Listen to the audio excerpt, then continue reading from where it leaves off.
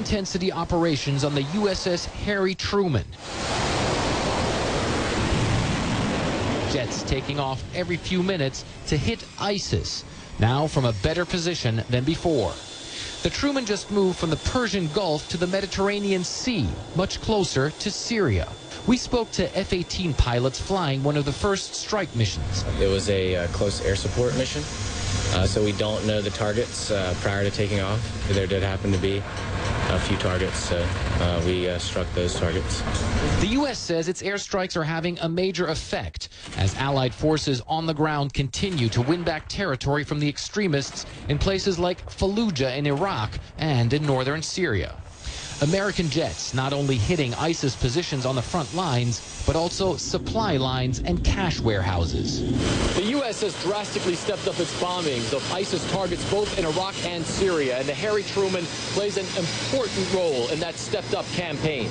Now that it's here in the Mediterranean, its jets are even closer to many of the targets they need to hit. The increased operational tempo and the move from the Gulf to the Mediterranean put a strain on the Truman's crew. The carrier's tour extended by a full month. But the Admiral tells me his men and women are still going strong.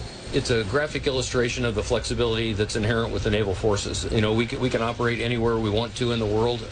As it happens on this deployment, our priority has been the support of Operation Inherent Resolve in Iraq and Syria.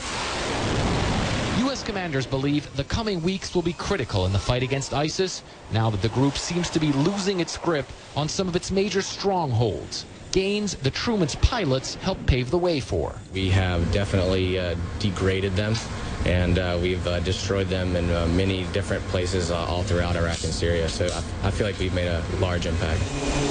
ISIS may be weakened, but some of the most intense fighting against the group probably still lies ahead. And so do many more combat missions for this carrier's jets. Fred Fleiken, CNN, aboard the USS Harry Truman in the Mediterranean Sea.